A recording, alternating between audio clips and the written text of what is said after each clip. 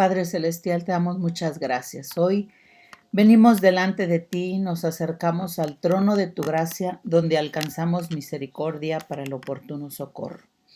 Alabamos tu santo nombre y te bendecimos, Papi Dios, por tu gracia, tu misericordia, por tu señorío, por tu amor, por la autoridad que tú nos has dado de estar delante de ti, Papi Dios, y tomar autoridad sobre todo principado, potestad y gobernador de las tinieblas que se quiera levantar en contra de tu pueblo, nuestras vidas.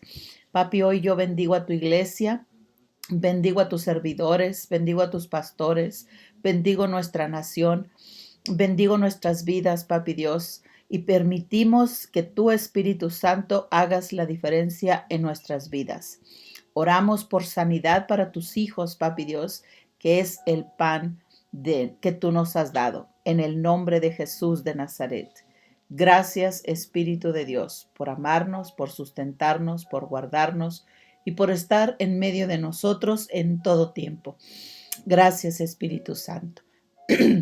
Gracias por acompañarnos. Bienvenidos sean todos ustedes a nuestra lectura y meditación de la palabra de Dios. Yo creo que ustedes ya saben lo que estamos leyendo en estos días. Bueno, pues si no lo sabe, hoy se lo digo. Estamos viendo el libro de Lucas, capítulo 4. Estamos viendo principalmente lo que es la tentación de Jesús, cuando Jesús fue tentado. Y no hay diferencia en que tú y yo también vamos a ser tentados.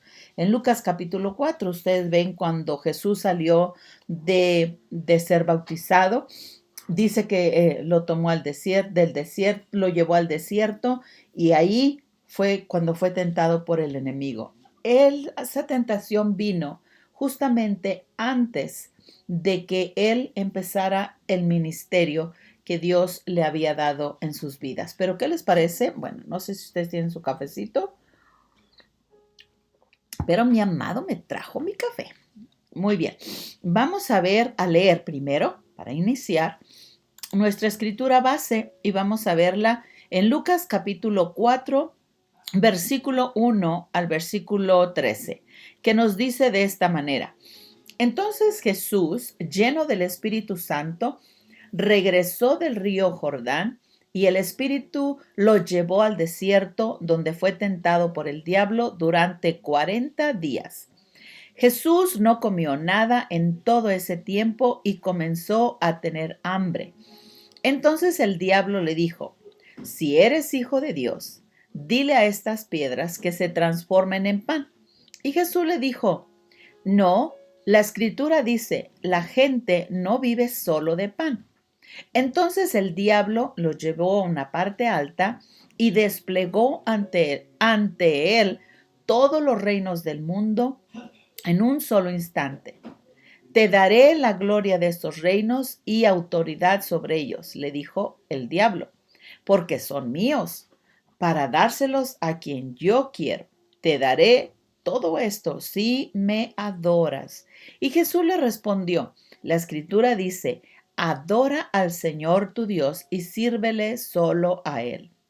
Entonces el diablo lo llevó a Jerusalén, al punto más alto del templo, y dijo: Si eres el Hijo de Dios, tírate, pues las escrituras dicen, Él ordenará a sus ángeles que te protejan y te guarden, y te sostendrán con sus manos, para que ni siquiera te lastime el pie con una piedra. Jesús le respondió: La escritura también dice, no pondrás a prueba al Señor tu Dios. Cuando el diablo terminó de tentar a Jesús, lo dejó hasta la siguiente oportunidad. A mí me impresiona cómo se atreve todavía a decir que lo dejó para volverlo a tentar en otra oportunidad. Amigos, si Jesús fue tentado hoy y dice que le va a dar otra oportunidad para tentarlo, no se nos haga extraño que aunque nosotros salgamos de una prueba o de una tentación, el enemigo vuelva a nuestras vidas a querer volver a tocar, a tratar de intimidarnos, a tratar de buscar cómo frenar tu vida o mi vida para no hacer lo que el Espíritu de Dios ha estado hablando que nosotros hagamos. Cuando nosotros venimos al reino de los cielos, cuando nacemos de nuevo, Dios nos dio una tarea. Nos trajo en su reino para que nosotros proclamáramos el evangelio a todas las naciones. Nos dijo, vayan y hagan discípulos a todas las naciones. También nos dio el ministerio de la reconciliación. Lo vemos en 2 Corintios capítulo 5. O sea, nos reconcilió, pero también nos dio el ministerio de la reconciliación. O sea, que hemos sido llamados a su reino, sí, pero también fuimos llamados para que tú y yo pudiéramos establecer o extender el reino de los cielos. Así como a Pablo se le dijo, ¿verdad? ¿Qué instrumento me es este? Dijo, para que lleve el evangelio. Fíjense lo que dice en el Hechos capítulo 26, verso 15, desde el 15 dice, y entonces dijo, ¿quién eres, Señor? Y el Señor le dijo, yo soy Jesús, a quien tú persigues. Pero, fíjense lo que le dijo, pero levántate y ponte sobre tus pies, porque para esto he aparecido a ti, para ponerte por ministro y testigo de las cosas que has visto y de aquellas en que me apareceré a ti, librándote de tu pueblo y de los gentiles a quienes ahora te envío, para que abras los ojos y para que se conviertan de las tinieblas a la luz y de la potestad de Satanás a Dios, para que reciban por la fe que es en mí perdón de pecados y herencia entre los santificados. Pablo fue llamado. Jesús se le presentó a Pablo. Bueno, y al parecer lo tumbó de su caballo. Eso me impresiona porque dice que lo tumbó de su caballo. Es como si lo bajó de su orgullo. Tú crees que eres pero mira, ¿sabes? Porque ante Dios no somos más que una mínima carne que podemos ser destronados en cualquier momento. Podemos estar tan orgullosos, pero Dios corta ese orgullo. Pablo, siendo lo que era, un maestro, estudiado, preparado, perseguidor de la iglesia, o sea, tenía autoridad alrededor de donde él vivía. Sin embargo, Jesús se le presentó y dijo, este me sirve a mí. Lo sacó de la condición en la que él estaba para que fuera a ser su siervo. Fuera, dice aquí, para convertir de las tinieblas a la luz, para sacar de la potestad las tinieblas al reino de su amado Hijo. Dio un llamado. Amado, tú y yo, Dios nos ha alcanzado de las tinieblas, nos ha trasladado al reino de su amado Hijo, se nos ha presentado nuestras vidas con un propósito. Y ese propósito es que llevemos el evangelio, que extendamos el reino de Dios, que vayamos allá afuera a sacar de las tinieblas aquel que necesita ser sacado de las tinieblas. Jesús vino con un ministerio, fue llamado con un ministerio, con un propósito. Y eso es dar a conocer el reino de los cielos. De hecho, su palabra decía, el reino de los cielos entre vosotros está. El reino de los cielos se ha acercado a vosotros. Entonces, Él vino a revelarnos el reino de Dios. Él vino a rescatar lo que se había perdido. Pero cuando nos encontró, también nos dio y dijo, vayan y hagan discípulos a todas las naciones. Vayan a reconciliarlos al mundo hacia Dios. O sea que tenemos un llamado. Jesús fue lleno del Espíritu Santo, como lo miramos en la lección anterior. Fue lleno del Espíritu Santo, investido de poder para poder proclamar el Evangelio, para poder llevar a cabo con el poder de Dios, con la autoridad de Dios, con la presencia de Dios, llevar a cabo el trabajo que Dios le dio. Amigo, tú y yo, Dios puso una semilla, una palabra para que nosotros extendamos el reino de Dios. ¿La encontraste? ¿Encontraste esa semilla? ¿Encontraste ese llamado? ¿Has venido a los pies de Jesús? Jesús te ha investido de poder. ¿Para qué? Para que proclamemos el año agradable del Señor. De hecho, en el libro de los Hechos, cuando empezamos los Hechos de los apóstoles, que tú y yo venimos a ser parte de, en Hechos capítulo 1, versículo 8, dice, Bueno, te lo voy a leer desde el verso 7. Dice, y les digo, no les toca a vosotros saber los tiempos o los sazones que el Padre puso en su sola potestad. Verso 8 dice, pero recibiréis poder cuando haya venido sobre vosotros el Espíritu Santo, y me seréis testigos en Jerusalén, en toda Judea, en Samaria y hasta lo último de la tierra. O sea, igual que Jesús, cuando vino a esta tierra, fue investido de poder. El Espíritu Santo vino sobre él, lo invistió de poder para que fuera y cumpliera el propósito de Dios. Así nosotros, en el momento que nacimos de nuevo, en el momento que entregamos nuestra vida a Jesús, Dios nos invistió de poder. Recibimos el poder del Espíritu Santo. Recibimos al Espíritu Santo. Nos invistió de su poder para ser testigos, para llevar su palabra. Pablo, lo vemos en Pablo, fue testigo. Pero vea una cosa, Jesús, cuando fue investido de poder, fue llevado al desierto y fue tentado por el diablo. Amigo, tú y yo también seremos tentados una y otra vez. No somos mejores que Jesús.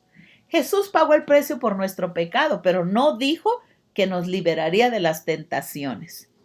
En la palabra de sumergidos en su palabra de Dios, somos liberados con su palabra.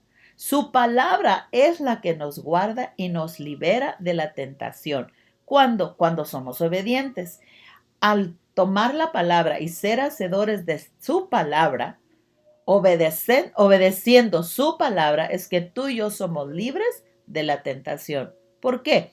Porque si yo amo y temo a Dios, no voy a pecar, no le voy a faltar al respeto a aquel que me sacó de las tinieblas, aquel que me rescató, ofendiéndolo con mi pecado. El que roba dice, ya no robe más, me instruyó, me discipuló para vivir una vida de santidad y pureza. Su palabra, vea, dice que cuando Jesús fue tentado, bueno, déjeme se lo leo otra vez. Entonces Jesús, lleno del Espíritu Santo, regresó al río Jordán y el Espíritu lo llevó al desierto donde fue tentado por el diablo durante 40 días. Jesús no comió nada en todo ese tiempo y comenzó a tener mucha hambre. Ahora, fue tentado. Por 40 días estuvo en ayuno y en oración buscando la presencia de Dios. Y a mí algo que me impresionó es que, ¿sabes qué?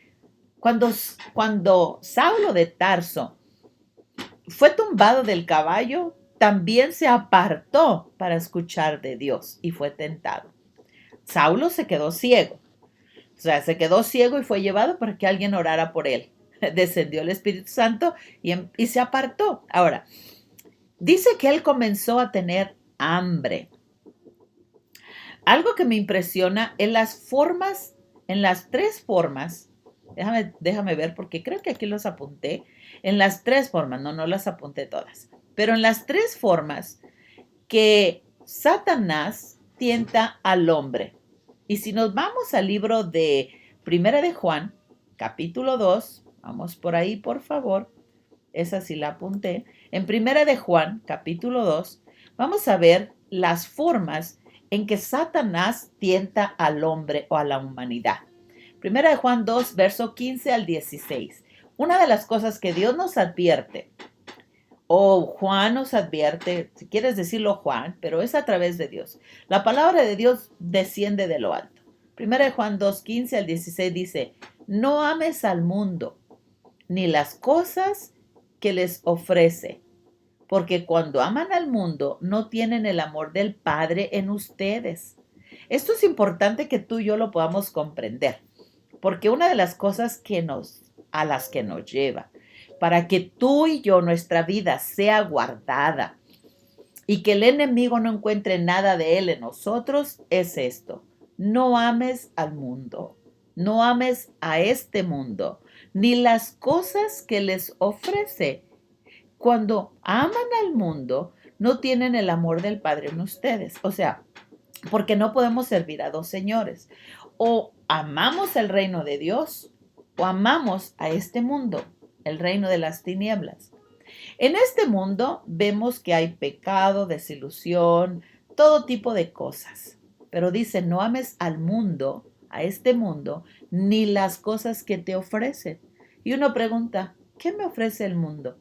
Algunos de nosotros estamos tan cansados de que el mundo, decimos, no nos ofrece nada, pero luego lo amamos tanto porque amamos al dinero, amamos la belleza, amamos, bueno, déjenme se lo leo, porque dice, el que ama este mundo no tiene el amor del Padre en ustedes. O sea, porque no se puede amar a dos señores. Si tú te enamoraste de un hombre, lo que quieres es estar con ese hombre, pero no estás enamorada de dos, porque eso se llamaría adulterio, fornicación. O sea, no se puede, no debemos de ser así. No podemos estar con dos señores. Y en el verso 16 de Primera de Juan 2 dice, pues pues en el mundo, fíjense, pues el mundo solo ofrece, fíjense que, un intenso deseo por el placer físico, un deseo insaciable por todo lo que vemos. ¡Wow! ¿Cómo lo pone esta versión? Por un deseo, dice, por un intenso deseo por el placer físico, un deseo insaciable por todo lo que vemos y el orgullo de nuestros logros y pasiones. Nada de eso proviene del Padre, sino que viene del mundo. Ahora, bueno, entonces, ¿qué estamos hablando? Bueno, déjame te lo leo en la versión Reina Valera, porque en la Reina Valera nos lo pone, nos da una vista un poquito diferente, lo cual nos ayuda a comprender o nos da unas palabras para comprender un poquito mejor todo lo que vemos y lo que oímos. Fíjate lo que dice, no ames al mundo ni las cosas que están en el mundo, ni las cosas que están. Si alguno ama al mundo, el amor del Padre no está en él, porque todo lo que hay en el mundo, los deseos de la carne, los deseos de la carne, los deseos de los ojos y la vanagloria de la vida. Y esto no provienen del Padre. Entonces estamos hablando, a ver, los deseos de la carne. Y si tú te pones a pensar, ¿qué es lo que la carne ocupa? ¿Qué tenemos en la carne? Pues tenemos la voluntad, los deseos. eh, entonces, ¿qué ocupas en la carne? Ocupo comer.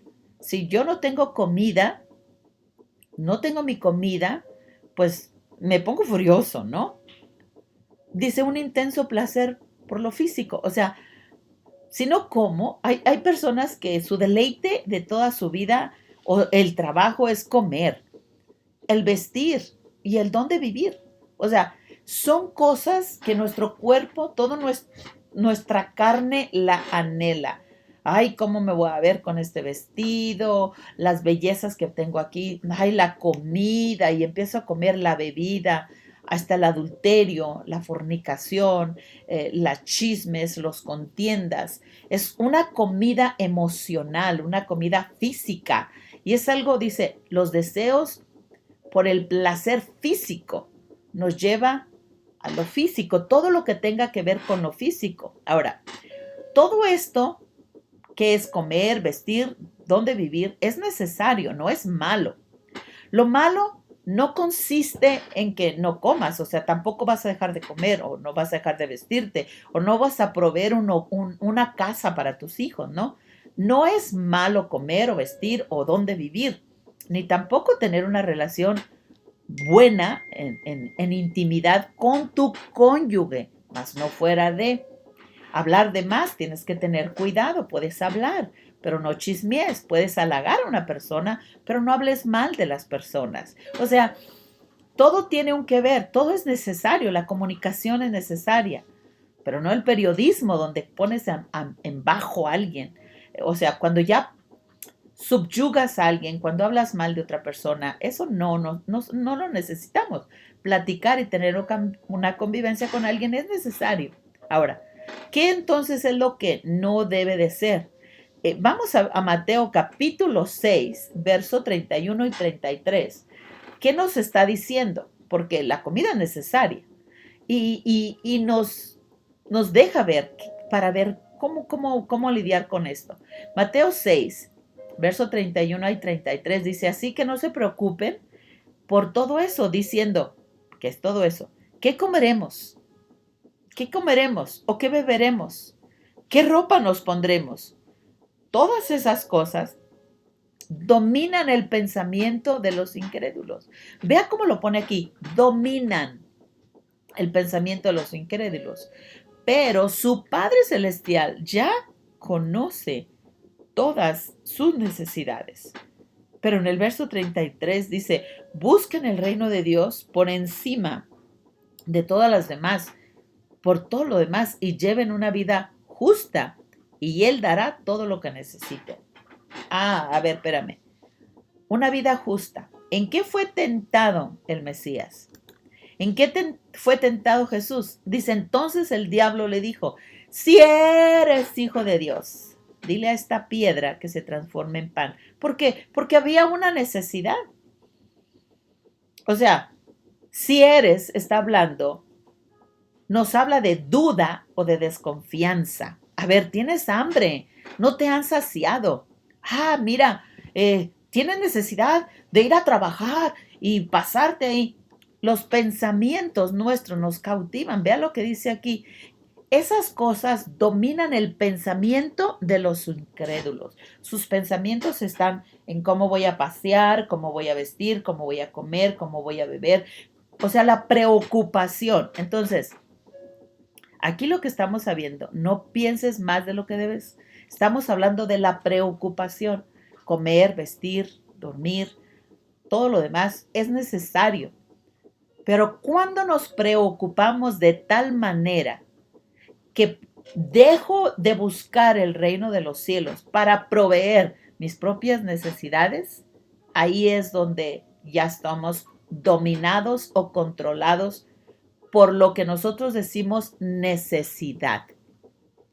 Y Él nos dice, yo sé que tú tienes estas necesidades. Busca primeramente el reino de Dios y todo lo demás te va a ser añadido. O sea, si tú me buscas, yo te encuentro. O sea, si tú me buscas, me pones a mí en primer lugar, yo te voy a poner a ti en primer lugar. Y Satanás, conociendo incluso la palabra de Dios, porque Satanás conoce la palabra de Dios, pero no la vive, o sea, él no tiene derecho a estar ahí.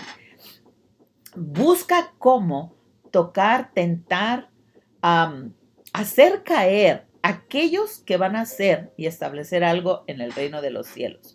Cuando tú y yo ponemos nuestras necesidades sobre el reino de Dios, entonces estamos desviando nuestra mirada. 1 Corintios 6:12 dice, ustedes dicen, se me permite hacer cualquier cosa.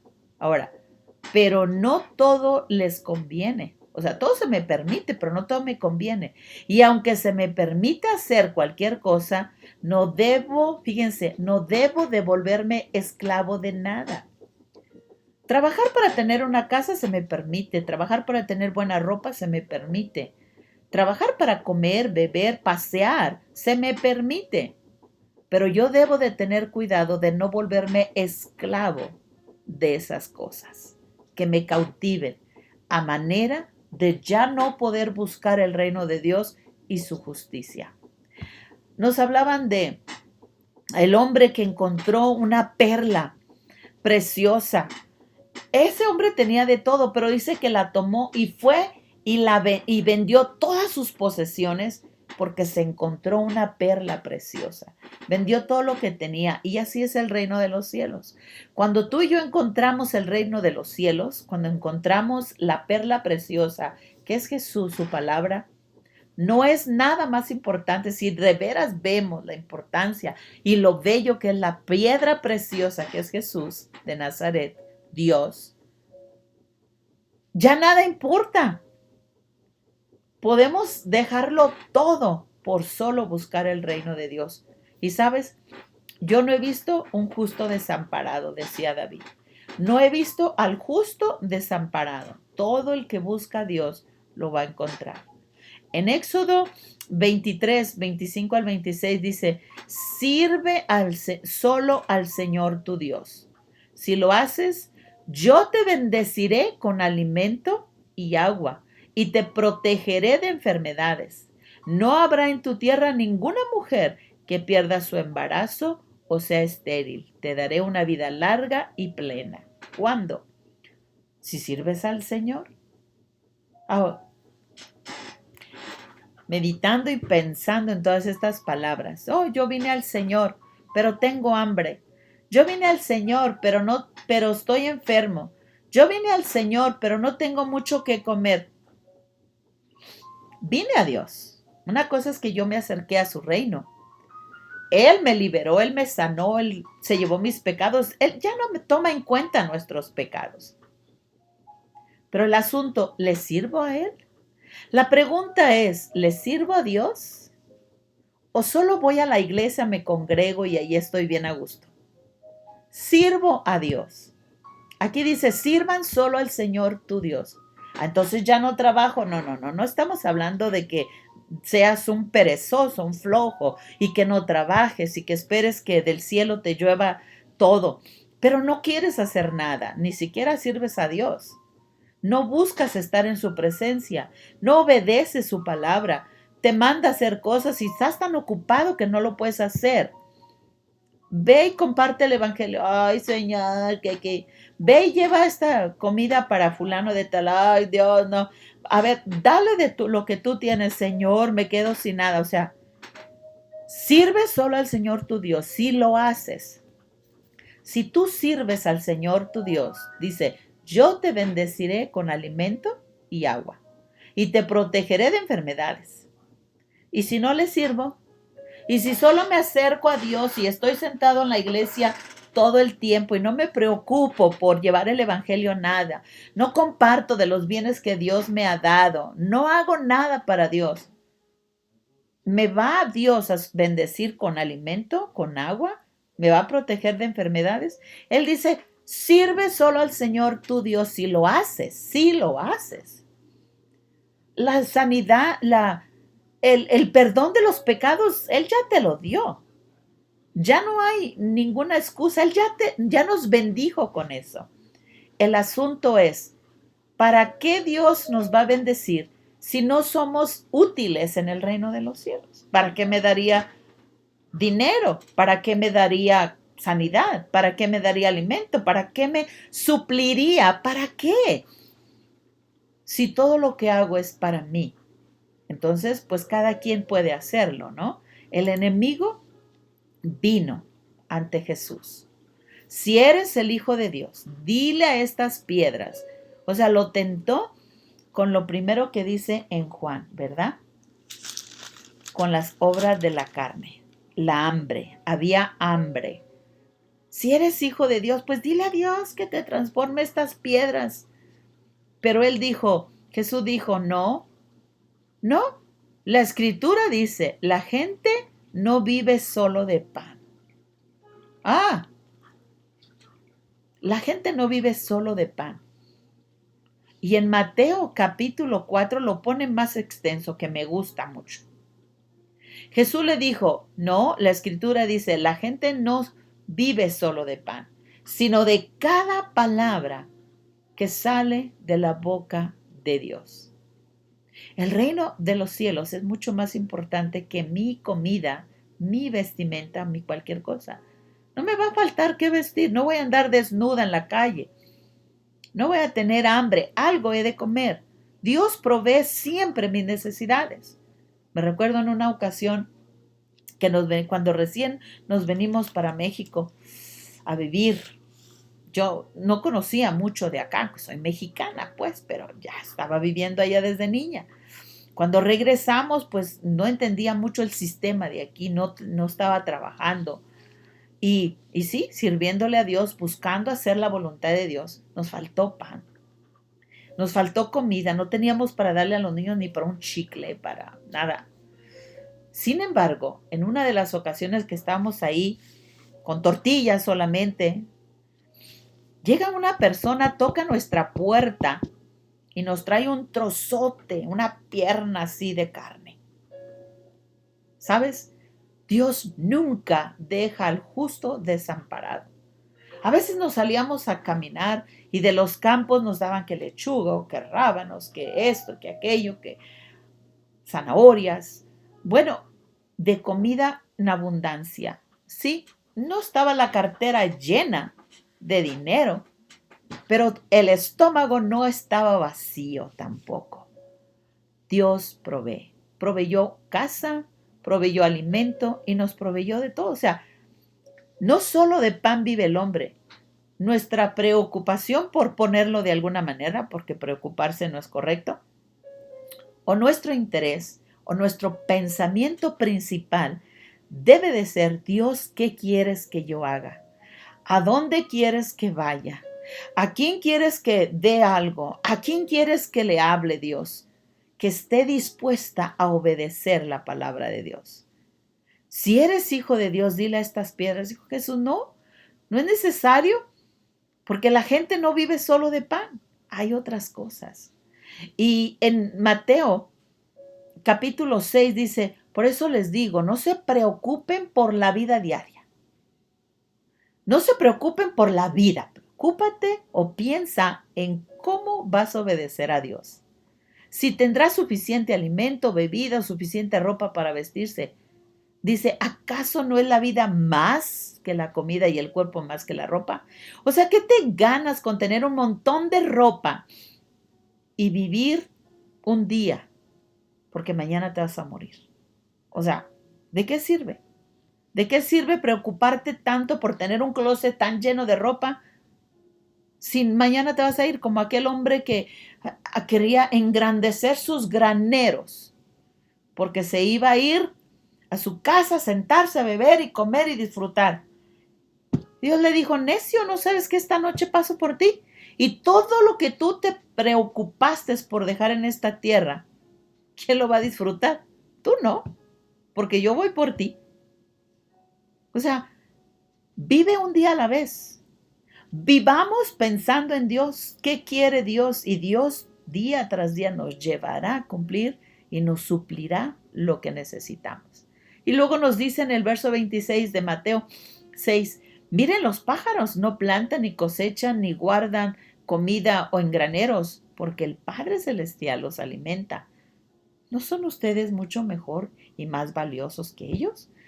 Tú y yo no somos mejores que los pájaros, que los animales, y Dios tiene cuidado de ellos. Entonces, ¿qué es lo que debemos de hacer? Verso 31, o sea, que así no se preocupen por todo eso diciendo qué comeremos o qué beberemos, qué ropa nos pondremos. Más bien, lo que debemos de hacer es buscar primeramente el reino de Dios y su justicia, y todas las otras cosas nos serán añadidas. Esta es una de las cosas, el primera tentación que el enemigo va a venir a traerte a ti y a mí.